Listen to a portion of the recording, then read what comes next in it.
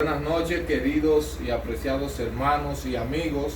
Sean todos bienvenidos al estudio de la palabra de Dios. Esta noche bajo el título ¿Qué harás cuando llegue el fin? Vamos a estar estudiando la palabra de Dios desde el punto de vista de las profecías que tienen que ver con nuestro tiempo. Somos adventistas del séptimo día, no somos un movimiento independiente, sino adventistas del séptimo día. En esta noche, antes de iniciar con nuestro estudio, vamos a estar orando para que luego cantemos el himno 312 del himnario 9. Amantísimo Padre y Dios, Señor, te damos las gracias por tu grande amor, por tu grande misericordia, Señor. Te damos las gracias porque nos permitiste ver las primeras horas de tu sagrado y santo día, Señor. Permítenos regocijarnos en tu día, permítenos guardar tu santo día en el espíritu, no solo en la letra, Señor. Permite que este santo sábado pueda ser de delicia para nosotros y para cada hijo tuyo en la ancha faz del planeta. Sanciona esta reunión, Señor, sanciona este estudio con tu santa presencia y sanciona cada culto celebrado en la ancha faz de la tierra por tu pueblo en esta noche, Señor, con tu presencia y con la presencia de tus santos ángeles. Gracias por amarnos y por escucharnos, Señor. Lo agradecemos y lo pedimos todo en el dulce nombre de nuestro amante Salvador Jesucristo. Amén y amén.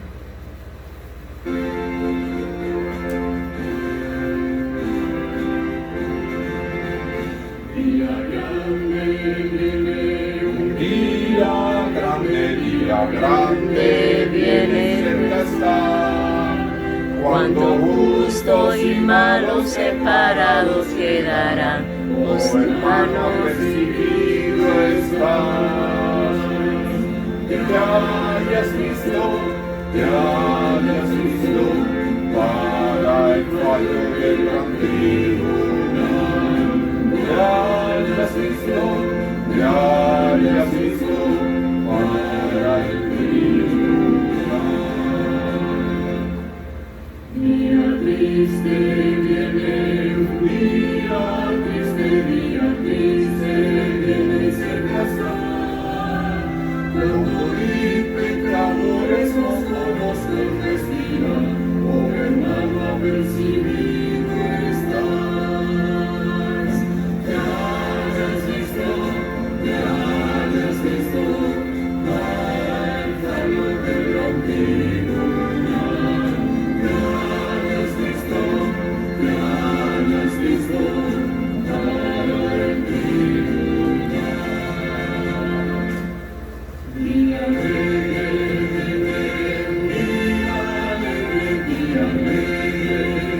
cerca está. Su luz brilla sobre los que aman al Señor, oh hermano recibido estás. Te hayas visto para el fallo del gran tribunal. Te hayas visto para el tribunal.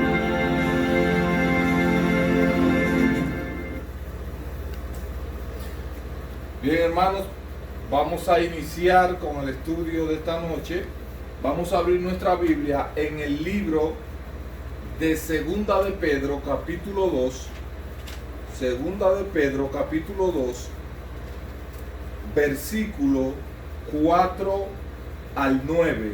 Y dice de la siguiente manera: porque si Dios no perdonó a los ángeles que pecaron, sino que los arrojó al abismo y los entregó a prisiones de oscuridad para ser reservados para el juicio, y si no perdonó al mundo antiguo, sino que guardó a Noé, pregonero de justicia, trayendo el diluvio sobre el mundo de los impíos, y si condenó por destrucción a las ciudades de Sodoma y de Gomorra, tomándolas en ceniza y poniéndolas de ejemplo a los que habían de vivir impíamente, y libró al justo Lot, abrumado por la nefanda conducta de los malvados, porque este justo moraba entre ellos, y afligía cada día su alma justa, viendo y oyendo los hechos inicuos de ellos. También sabe el Señor librar de tentación a los piadosos y reservar a los injustos para ser castigados en el día del juicio. La palabra del Señor nos presenta dos ejemplos de lo que fue, de cómo su justicia en un momento se manifestó tanto en los días de Noé como en los días de Lot. Y es donde nos vamos a detener en esta noche. Vamos a ver esas dos historias, dos ejemplos que nos van a traer a la mente a nosotros y nos van a hacer entender, nos van a permitir entender lo que va a hacer el mundo antes de que Cristo venga. ¿Qué vas a hacer tú cuando llegue el fin? ¿Qué vamos a estar haciendo cuando llegue el día del fin? Ese día que Jesús, el mismo Señor Jesucristo, comparó con los días de Noé, y con los días de Lot.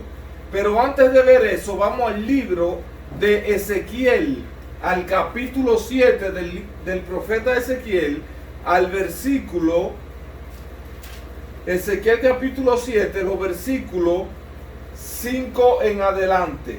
Dice de la siguiente manera: así dijo Jehová el Señor, un mal, he aquí que viene un mal, viene el fin viene contra ti, y he aquí que viene. La mañana viene para ti, oh morador de la tierra, el tiempo viene, cercano está el día de tribulación y no de alegría sobre los montes.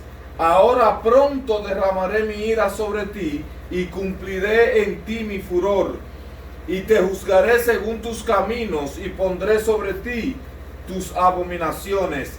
Y mi ojo no perdonará ni tendré misericordia.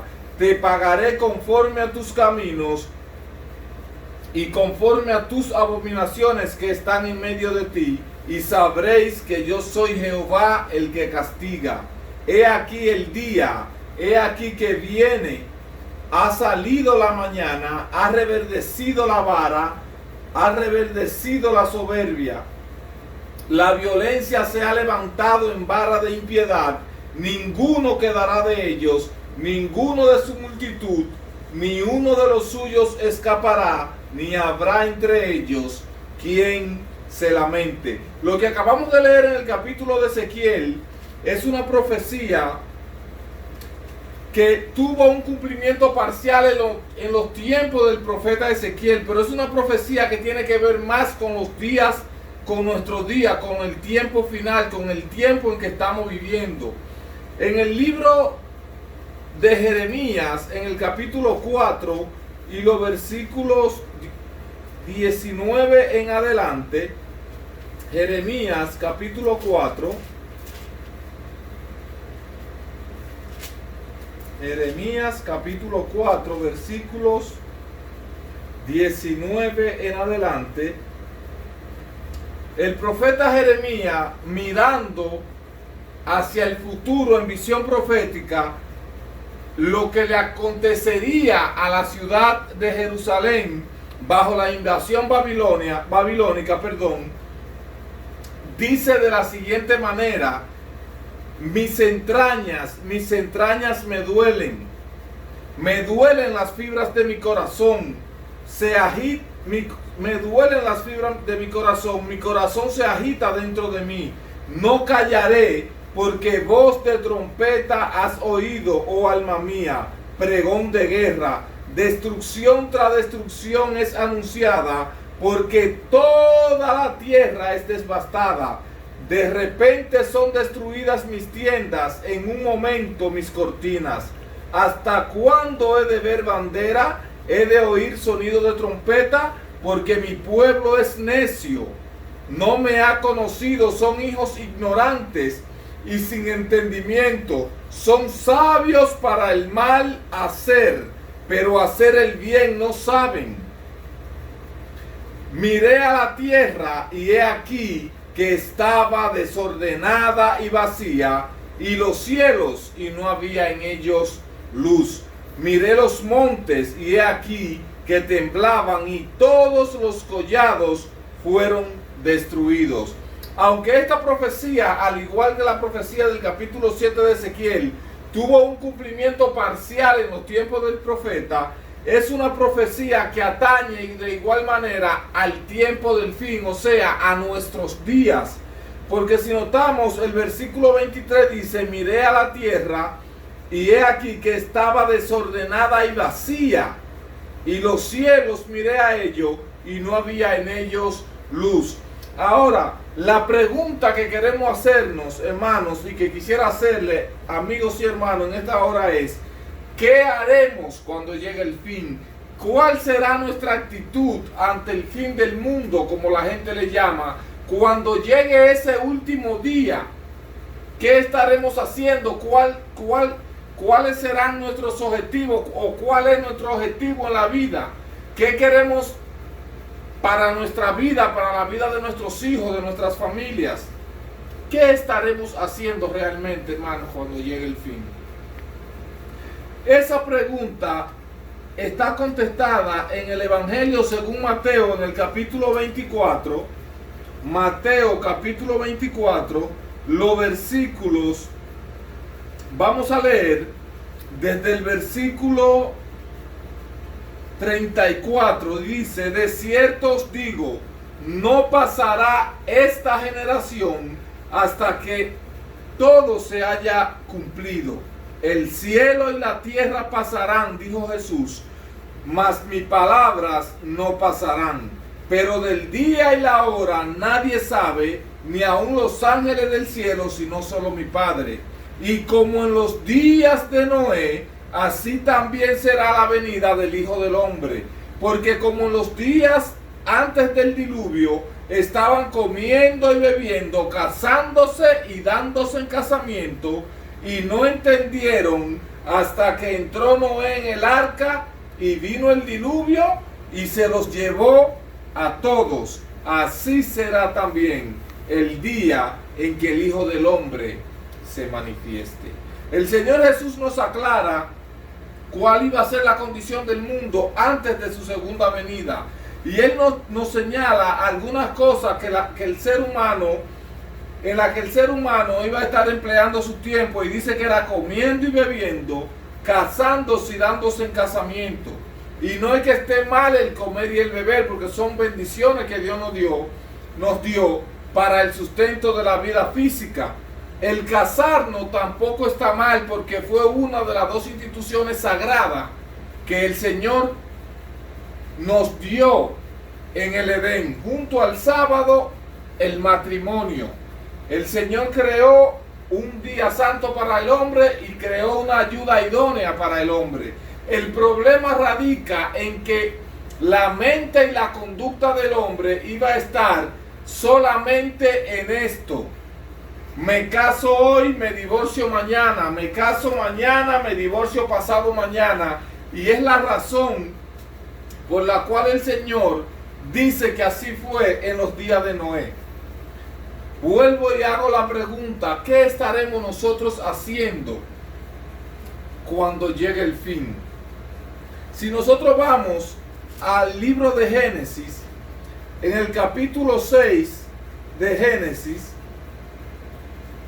vamos a encontrar algo que ya acabamos de leer en Mateo, y era lo que el mundo estaba haciendo antes del diluvio. Génesis capítulo 6, ya no sabemos la historia. En el versículo 5 dice: vio Jehová que la maldad de los hombres era mucha en la tierra, y que todo designio de los pensamientos del corazón de ellos era de continuo solamente el mal. Y se arrepintió Jehová de haber hecho hombre sobre la tierra, y le pesó en su corazón. Y dijo Jehová: raeré de sobre la faz de la tierra los hombres que he creado, desde el hombre hasta la bestia, y hasta el reptil y las aves del cielo. Hermanos, Dios envió el mensaje por Noé, y el Señor le garantizó a Noé que le iba a dar 120 años al hombre. Y Noé empezó a construir el arca. Y a medida que construía el arca, Noé empezó a llevarle el mensaje del pronto diluvio a la gente de su época, pero la gente no prestó atención. Y durante 120 años Noé continuó construyendo el arca y predicándole el mensaje de arrepentimiento y de salvación a la humanidad, a los seres de esa época, a las personas que eran conocedores del Dios verdadero, porque todo el mundo tenía conocimiento de que existía un Dios verdadero, al igual que en nuestro día. Pero la gente se burlaba del mensaje de Noé, la gente se reía del mensaje de Noé, la gente llamaba a Noé fanático, extremista, loco, porque no creían que lo que Noé decía podía suceder, porque desde la creación del mundo hasta el momento todo seguía igual. La tierra era mojada por un rocío que subía de la tierra y regaba los valles, mojaba los valles, y nunca se había visto caer lluvia del cielo.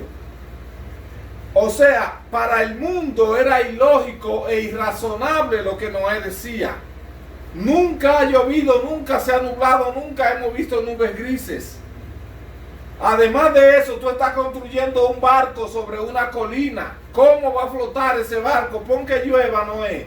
Pero si llueve, ¿cómo tu barco va a flotar? Siendo que tú lo estás construyendo en tierra seca, no lo estás construyendo en el mar ni sobre un río. Y Noé continuaba escuchando la burla y las mofas de la persona de su época, de los así llamados cristianos de su época, que llegaron a tal punto en su burla y desprecio a la palabra de Dios, que Dios no tuvo más remedio, hermanos, que enviar el diluvio.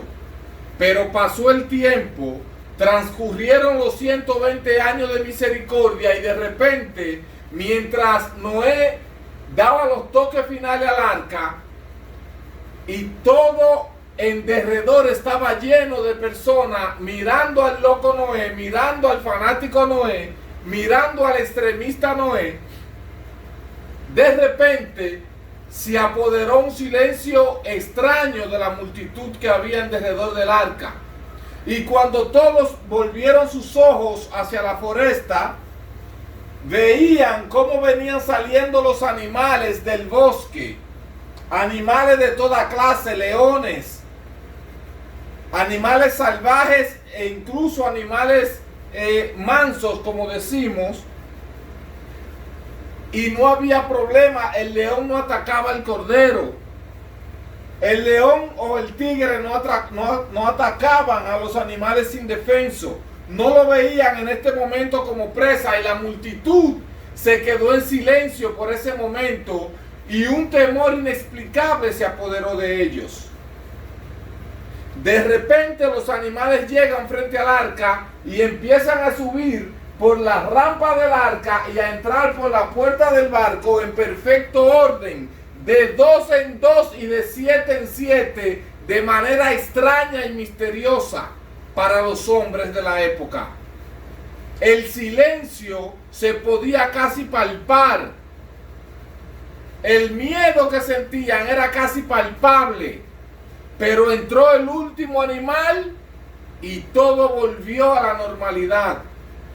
Todos empezaron a verlo como algo común y corriente, como un evento más, como algo que era algo que iba a suceder y sucedió. Algo que tenía que pasar y pasó, y ya empezaron a verlo como algo normal. Transcurrió 1 hora, transcurrieron 2 horas, pero de repente el cielo se oscurece. Se escucha un estruendo y un viento fuerte. Cuando se detienen y levantan su mirada al cielo, hermanos, el cielo oscurecido por los miles de aves que vinieron, dieron una vuelta en derredor del arca y entraron por la puerta y por la ventana del barco. El silencio volvió a apoderarse de ellos, hermanos. Pero ¿qué pasó? Entró la última ave al barco y las cosas volvieron a la normalidad, volvieron a su estado de siempre. Transcurrió 1 hora. Ya Noé tiene todo ready dentro del arca. La comida para él y para los animales. La comida para él y para su familia. Ya está todo ready. Y Noé hace el último llamado. Noé ofrece la última voz de súplica y de misericordia a todo el que quisiera entrar en el arca. Noé les rogó, les imploró que por favor entrasen en el arca para que pudieran salvarse de la destrucción que venía.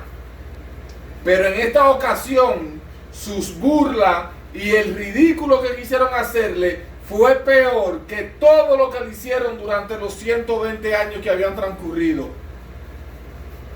Noé fue llamado por Dios y le dijo: entra tú y tu familia al arca. Noé entró al arca y de manera inexplicable, la inmensa puerta del barco, que no podía ser cerrada por lo que estaban dentro de ella, fue puesta en su lugar de una manera indescriptible. La misma mano de Dios, dice la Biblia, cerró la puerta. Dios la cerró y solo Dios podía volverla a abrir. El silencio y el estupor volvió a apoderarse de la multitud jactanciosa y burladora que estaba en derredor del arca. Pero transcurrió una hora y otra hora y otra hora y las cosas volvieron a la normalidad. ¿Y qué creen ustedes, hermanos, que hicieron ellos? ¿Creen que cayeron de rodillas o asustados llamando a Noé para que le permitiera entrar? Ahí fue cuando la burla y la orgía llegaron a su clímax. Desde el momento en que se cerró la puerta del arca y durante los 7 días más que transcurrieron, la burla y la mofa de la gente de la época llegaron a un punto desconocido, llegaron a practicar y hacer cosas que no se habían atrevido a hacer durante los 120 años que habían transcurrido antes de ese día. Hacían orgías, hacían sacrificios humanos frente al arca. Incluso intentaron pegarle fuego al arca, darle fuego al arca. Pasó un día, pasaron 2 días y la cosa normales. Ah, Noé, te está poniendo loco.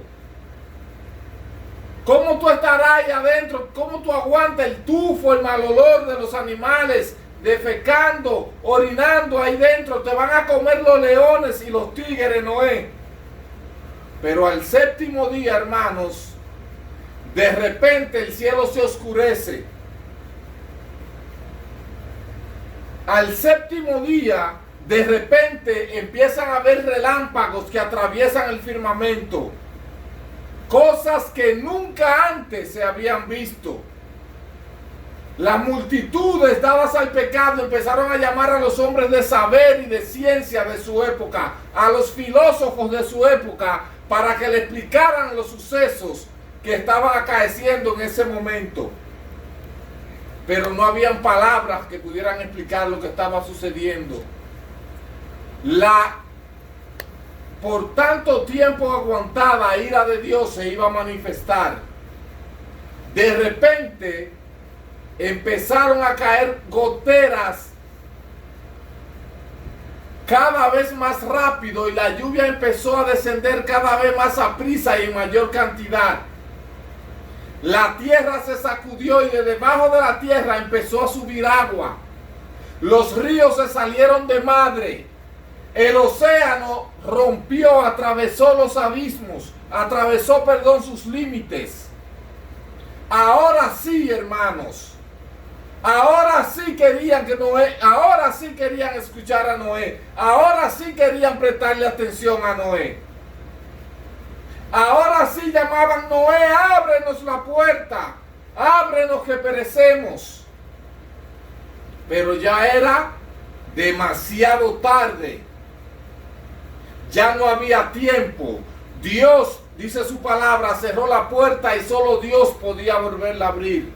Ya podían dar su vida por un segundo más de misericordia, pero la ira de Dios ya no daba tregua, ya no había tiempo.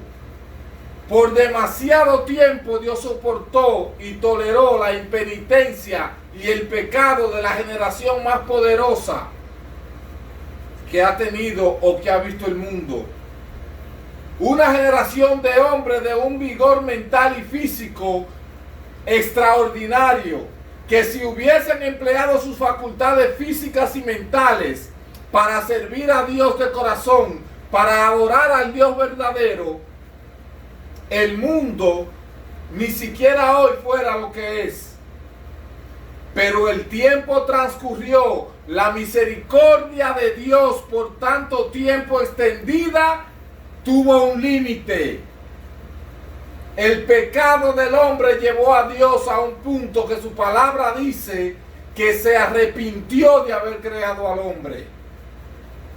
Y el Señor Jesús, si vamos al libro de San Mateo, al capítulo 24 nuevamente, San Mateo capítulo 24, nos dice en el versículo 38, porque como en los días antes del diluvio estaban comiendo y bebiendo, casándose y dándose en casamiento, hasta el día en que Noé entró en el arca, y no entendieron hasta que vino el diluvio y se los llevó a todos.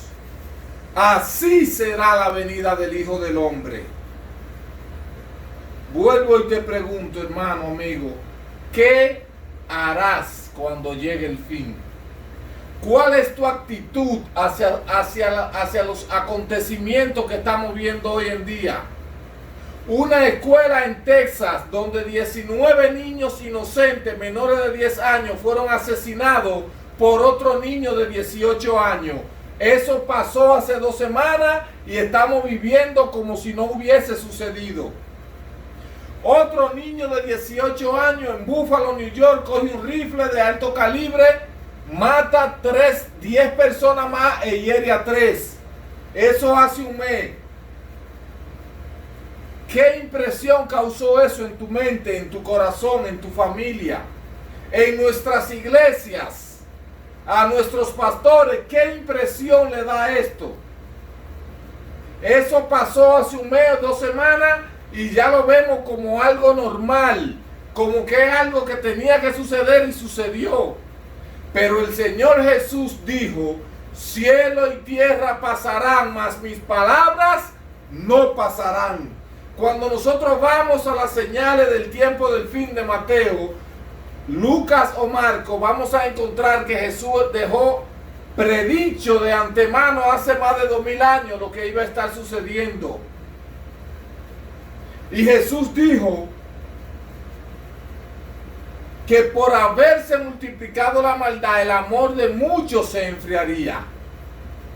Y el amor de esos muchos que se enfriaría era el amor no del mundo, porque en el mundo no hay amor. Cuando Jesús dijo que el amor se enfriaría, se estaba refiriendo al amor dentro de lo que profesaban ser sus seguidores. En Mateo capítulo 24,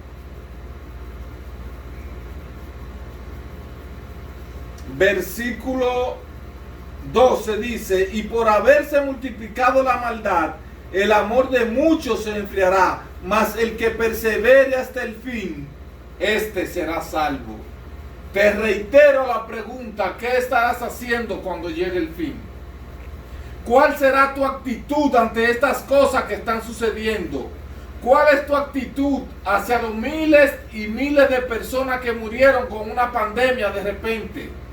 ¿Cuál es tu actitud sabiendo que en el mundo hay niños que están muriendo a diario de inanición por falta de comida y agua, por falta de lo esencial para la vida? ¿Cuál es tu actitud ante las cosas que están pasando a tu alrededor? Hay un ejemplo más que Jesús dejó en la palabra, en el libro de Lucas, en el capítulo 17, Lucas capítulo 17, los versículos 28 al 30. Lucas 17 dice: asimismo también como fue en los días de Lot, comían, bebían, compraban, vendían,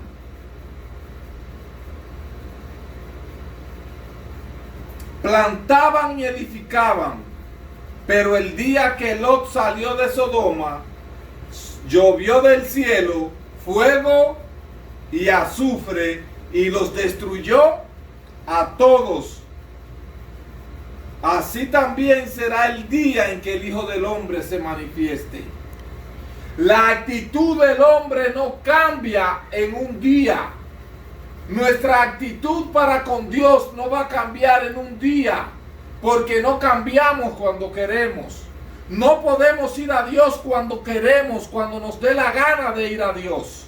Tenemos que ir a Dios cuando Dios nos llama. Dios nos está llamando a través de los acontecimientos que en su providencia Él está permitiendo. Dios nos está llamando a través de las cosas que están pasando en el mundo. Una pandemia. No hemos salido de la pandemia, una guerra que mató multitud de niños y de personas inocentes en Ucrania y Rusia. Dios nos está llamando a través de cosas como esas que pasaron en Texas, que hace hasta daño mencionarlo. Dios nos está llamando a través de acontecimientos como el que pasó en Búfalo, como el que pasó en una iglesia en California, ahora en Oklahoma, en un hospital, un tiroteo, varios muertos. ¿Qué es lo que necesitamos para ponernos delante del Señor y ponernos de parte del Señor? Pero el Señor Jesús dijo que como fue en los días de Lot, como fue en los días de Noé, será, así también será el día en que el Hijo del Hombre se manifieste. ¿Qué estaremos haciendo cuando llegue el fin? Para ir concluyendo, quiero hacerle una historia que está un poquito fuera de lo que es la Biblia, pero que es un acontecimiento histórico y que está ahí en los anales de la historia humana. En el año 79 de la era cristiana, dos ciudades al sur de Italia, Pompeya y Herculanos, dos ciudades que están al sur de Italia, de repente un monte que quedaba enfrente de ambas ciudades empezó a sacudirse y a tirar humo. El monte se sacudía y tiraba humo. Los habitantes de Pompeya lo veían y lo tenían como un dios. Ese monte es conocido a nivel mundial como el monte Vesubio, el volcán del monte Vesubio. El monte se sacudía y arrojaba humo y ellos lo veían como, veían el volcán como un dios, o dioses que habían en la montaña, y en lugar de rogar y caer de rodillas delante de Dios, ofrecían sacrificios humanos a los dioses del volcán. Los habitantes de Pompeya eran tan impíos como los habitantes de Sodoma y Gomorra. Eran, tan pervertidos como los habitantes de Sodoma y de Gomorra. Todo en Pompeya giraba en torno a la complacencia propia, al egoísmo. Todo giraba en torno al sexo en Pompeya. Un día, la ciudad de Pompeya se levantó y empezó su vida rutinaria como todos los demás días. Pero al caer la noche, de repente, se sacudió la tierra, arrojó humo al aire, toneladas de ceniza volcánica ardiente cubrieron la ciudad de Pompeya y no hubo tiempo. Los habitantes de Pompeya estaban igual que los habitantes de Sodoma y de Gomorra, igual que los habitantes del mundo antediluviano, comiendo y bebiendo, casándose y dándose en casamiento, y no entendieron sino hasta que vino el diluvio y se los llevó a todos. A la pregunta ¿qué haremos cuando llegue el fin? Jesús nos contestó en Lucas y en Mateo: estaremos haciendo exactamente lo mismo que hacemos todos los días. Estaremos involucrados en los negocios, en la búsqueda de placeres, en la búsqueda de ganancias, de riquezas. Estaremos en lo mismo de siempre. El día antes de Cristo aparecer en las nubes del cielo, el día antes de que la gracia, de que la puerta de la gracia se cierre, el día antes de que la puerta del arca de salvación se cierre, estaremos haciendo justamente lo que estamos haciendo ahora. Tendremos nuestra mente y nuestro corazón lejos de Dios, pensando en que en un futuro, cuando estemos mayores, estemos viejos, como decimos, entonces sí iremos a Dios. Su palabra dice que hoy es el día aceptable. Su palabra dice que hoy es el día de salvación.